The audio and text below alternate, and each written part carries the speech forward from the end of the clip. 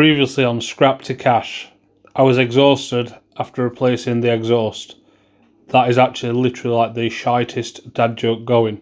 But anyway, please like and subscribe. The subscriber count's gone way up, which is brilliant. And yeah, let's get on with this next video of the brakes. So I'm at the braking point. Another bad dad joke. Don't judge me. So today we're going to do the brakes. So we've done the sump, we've done the rock cover gaskets, other bits and bobs, and now it's time for brakes. So for this you're going to need a wind back tool, and people are going to say, oh, you don't need a wind back tool to push piston back. A little story here. I once pushed a piston back on a Ford Focus with some grips and it cracked piston, so I had to put a new caliper on it. So for the sake of 20 quid for a wind back tool, what'll wind it back nice and easy, it's worth the money. You're also going to need some copper grease and a wire brush, and obviously a spanner for getting these off, and some sandpaper, some gritty sandpaper. And the sandpaper is to rough the pad up, because when a pad's been sat for a while, they tend to like glaze over. So I'll show you. So on the caliper itself, you've got your brake line going in, you've got your piston here, and then you've got your sliders, one at top, one at bottom. Even comes with 3 cobwebs, this one. So what you're going to need to do is you're going to need to undo this bottom one. It's just a 13mm on this. You are actually going to need a pry bar as well, just to pry this up. So once that's out, I didn't even need a pry bar. So that's your piston. When you put your foot on brake, this piston comes out and pushes against this and this. So it slides. So first of all, you want to check, see if your sliders are working. So they're sliding free. This one's sliding free as well. Ew, cobwebs. These spiders don't like them. This is your pad. See, as you can see, this pad is glazed. So you're not going to get the optimum performance out of the pad. It's got a lot of meat left on it. It's barely even worn, because I put disc pads on this 2 years ago, so that shows you how little use this one's actually had. So we take the pads out, and then what we're going to do is we're going to clean these. These are stainless steel pad retainers. Look at that spider, lovely. So have them top and bottom, and we're just going to wind the piston slightly back just to make it easier to refit. So I'm just going to go ahead down and clean all this with a wire brush. So as you can see, I've cleaned all the brake pad retaining clips, cleaned all the carrier area. Now the piston, this is a adapter, as you can see, it just fits into the piston. And then you use this device here. So I'll set it up. So as you can see, I've set this up now. I keep saying in my videos. And all you do is you turn this, as you can see, it just pushes piston back. By using this, you're not risking cracking the piston. Like I say, I've done that before, and it was just a nightmare. I had to put a new caliper on it. So I've just put it back a slight bit. Now the brake pads,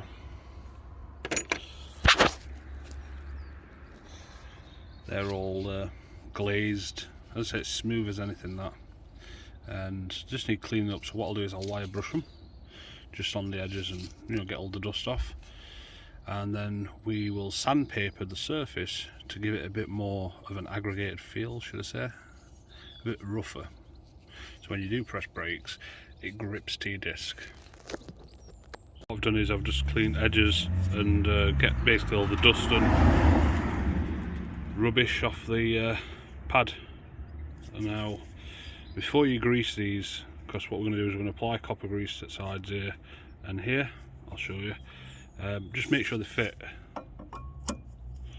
because you don't want to be trying to make them fit when there's grease on them, and if they don't fit, you're just going to get grease everywhere. So before you grease them up, just pop them back in to make sure they do go in nicely. See, because it's got that shine to it, it's not, it's glazed over. So what I'm going to do is put it on here and sand the glaze off. It'll rough it up, so I can't really do it with one hand, so I'll show you after I've done both. Look at the difference, what a bit of sandpaper does. This is the one what's not been done, this is the one what has, and it's got much more of a gritty feel to it now. So again, once you apply the brakes, this is how they feel when they come out of the packet brand new. So I'll get on with this one, and then we'll grease them up and build it back up. So now they're all deglazed. As you can see, this one's got a round circle. Sorry, this one's got a round circle, so that was the back pad. That's where the piston were making contact. I'm just going to check, see if it fits. Yep, that fits. That fits. So when you press your brake, this piston comes out, these sliders move, and it clamps your brake pad to the disc, and that's what slows you down. So I'm just going to apply some copper grease to the edges. I'll show you. And this is copper grease. It's quite a high temperature grease, and it's to use with, you can put them on spark plugs, you can battery pull terminals, wheel nuts and bolts, exhaust manifold. It just protects stuff. Another good thing, as you can see, these brake lines are in good condition, but if you grease them, it'll just get a bit more protection. So I'll be greasing all brake lines anyway. They're all good, but once I've done it, it'll be alright for a few years. So I've applied copper grease to these bits. You don't really, well, you definitely don't want to get any copper grease on the friction surface. So what this is, when you place them in here, obviously it greases that, so it allows the movement. Now I've worked with people who say, oh, I won't use copper grease, but ever since I started in this trade, I've always been taught to use copper grease. And also I did work with a guy who never used copper grease, but that same guy did put a clutch in the wrong way and spent 3 days trying to figure out why it wouldn't go into gear. So each to their own, but I'd advise using copper grease. It stops squeaks, and if you think about it, if it's grease, it'll move freely. So I'm just going to build this up now. So now pads are in, pistons push back, we'll just lower this down. We know everything's free, it's cleaned, it's never going to be like new, it's an old van. You literally just put your bolt back in.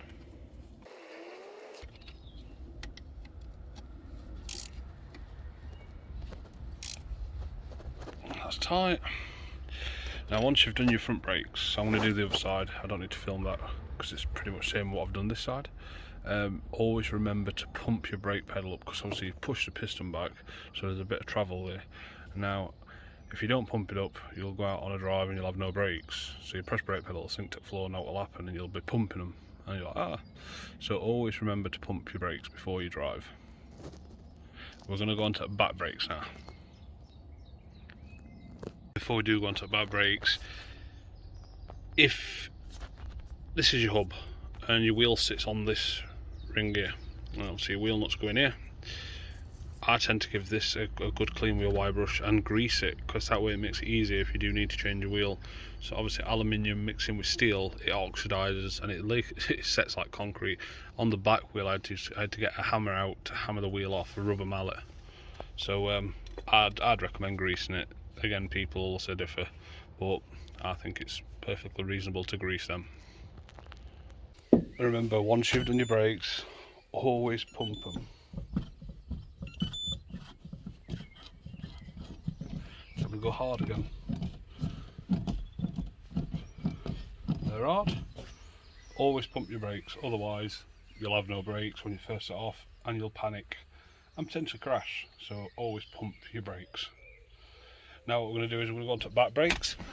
So the first thing we need to do is slacken the handbrake off, and how we do this is we'll remove this, I believe. Yeah, we have to remove this, and there's a 10mm nut. I'll show you. To get to the handbrake adjuster, you need a T15.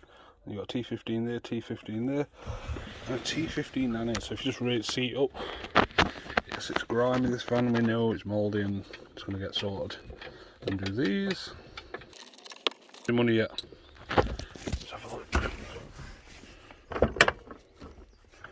So as you can see, I'll just zoom out.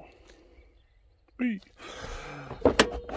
comes out, it slides forward, so put the handbrake on, slide it forward, there we go.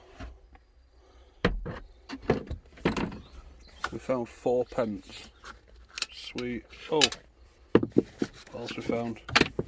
Some mouldy chocolate money, nice, and it's not a 10mm, sorry, it's a 13mm. As you can see, there. 13mm, loosen this off, and then we'll take the back wheels off and the drums. So I'm just slacking in the handbrake cable off with the 13mm handbrakes off.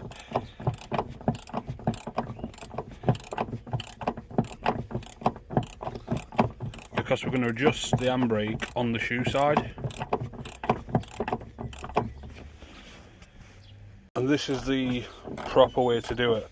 I mean, you're going to get the mechanics to go, I'll adjust your handbrake for 30 quid and just literally take this off and nip this up. It is adjusting handbrake, but if you start afresh and do it from shoes, you know, when you do need to adjust it, you can just nip it up on this.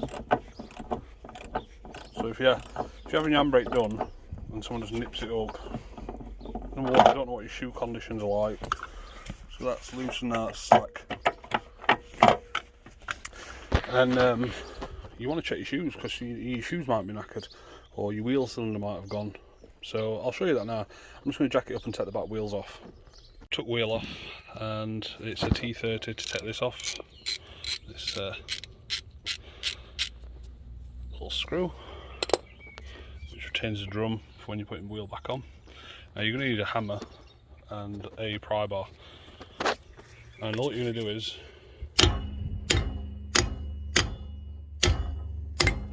smack the drum,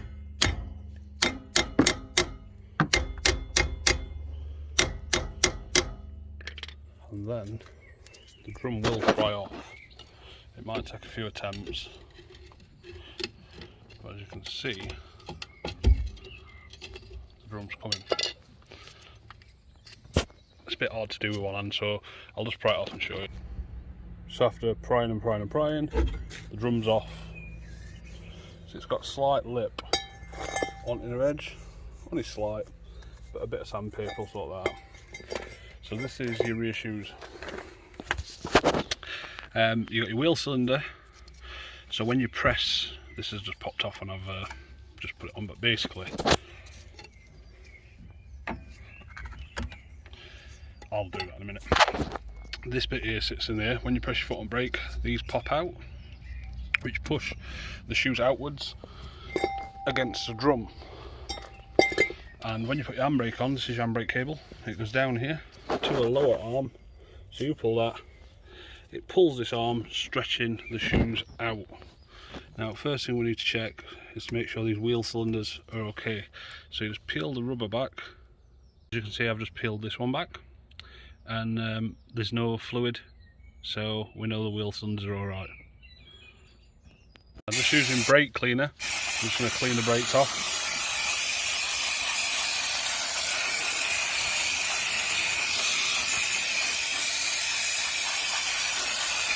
I love the smell of brake cleaner. It smells so good. Just get a quick blast off.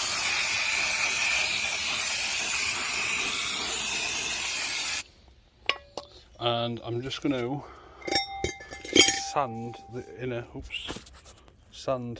of the disc just to get that lip off. These have already been adjusted because I adjusted them last time. The handbrake were perfect, the rear brakes were perfect, but I just thought I'd illustrate to you what you have to do to do this. Also, I'm going to, like we said on front pads, it's got a slight glaze to it, so I'm just going to rough these up with some sandpaper as well. Now if you need to adjust them, there is like an automatic adjuster on them what never works. Any mechanic will pretty much tell you that. So this is all adjusted. I've just put the drum back on, it's a nice fit. So see this bit here, you just get a flathead screwdriver and just twing it down, and that'll expand this bar here, which will in turn push the shoe slightly out. So that is how you adjust the rear brakes, and what you want to do is you want to get it so when the drum's going on it's slightly tight to get on. You don't want it to be too tight, but it freely moves, and you can see a slight scrape. It's one of them ones that comes with experience. And obviously I'm going to grease brake pipes as well while I'm down here, so I'm just going to put drum on. So as you can see, drum's on, all line up. This noise, can you hear that? It's just a slight rub, and it's easy to turn, but it's just a slight rub. Don't know if you can hear it on camera. And then obviously that's free now, so it's not binding. And then when you adjust the handbrake in the cab, you can test the slack basically. So you adjust the handbrake up, and it'll put tension on this cable here, which goes into here, which again, that arm pops the shoe back out. So you can adjust that, but we know this is adjusted correctly. Same on the other side, which I've done. And yeah, we'll get into the cab and adjust it. Keep it up on jack as well, because we want to make sure it's free rolling with the handbrake off, because you don't want to adjust it too much to the point where the handbrake's on and it binds up the rear drum. So what I've done is I've greased the brake pipes up as well. Again, they're not wrong with them, it's just a bit of added protection. I've also greased the hub up, so when I put the wheel on, it doesn't stick. I don't know why manufacturers don't do this from factory. Well, tolerances, they don't swell up from factory, do they? When they're brand new, you know, rust, it swells, alloy oxidizes. So I just do that. Again, you don't have to. Argument comments if people do this or don't. I do. I've done it for the last 16 years, and I've never had any issues. But I have had debates with other mechanics saying it oxidizes alloy. Well, I'm not being funny. Steel oxidizes alloy. It's just one of them things. So it just helps if it's hard and you need to change your tyre. It's easy to get the wheel off. And when we're talking about tyres as well, the spare tyre was flat, so I've got another tyre there which were part of the tyres here, what I've swapped over for alloys, so I'll chuck that under as well. Maintenance wise it's nearly over and done with, to be fair. I need to put a radiator on it. It's only weeping, but I'm not going to do that yet because I'm going to order a water pump and a timing belt. I don't know when that timing belt will change. Auxiliary belt's been changed before I did that last year, so timing belt I don't know when. So brakes have been adjusted at back, wheels are back on. Now what we need to do is we need to tighten this back up till it gets a little bit of tension, because at the minute I've slackened it.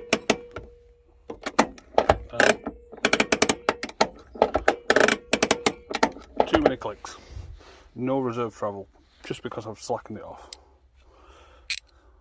So remember, right to tight, left to loose. So get my socket on there. I could do this with Milwaukee ratchet, but we're going to tighten this up until it gets slightly tight. So basically you've got this slack here.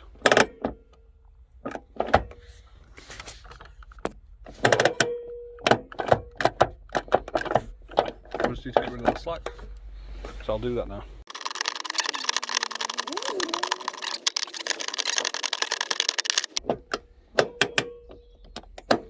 Slack's pretty much gone. So many clicks. 7 clicks. Handbrakes have 3 or 4 clicks.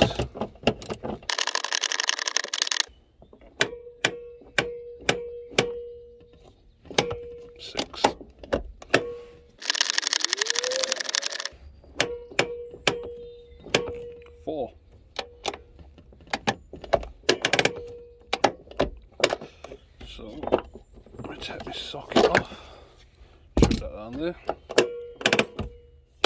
That's nice. I like that. Now what we're going to do is just check to make sure the rear wheels aren't binding. Free as a bird.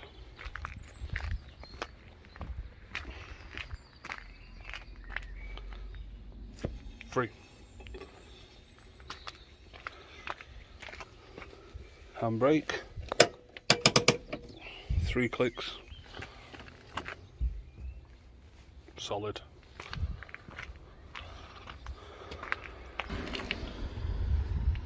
Solid, so we know that works. Oh, now I just need to build this back up. On MOT you have to do a brake test anyway, so you get it on rollers and it'll tell you the braking efficiency, and that should pass, because that's a good handbrake. So if you're new around here, I ain't done my hair today, had a shave though. If you're new around here, please like and subscribe, and we've got to do some more bits and bobs to it. So next video will be clean the engine, sorting the headlight out because that needs buffing. I just need to check the lights as well. So for MOT wise, it's pretty much, it should pass. I need to put some wipers on it as well, and just check, make sure washers work and horn works, and so check back next time. Thanks for watching.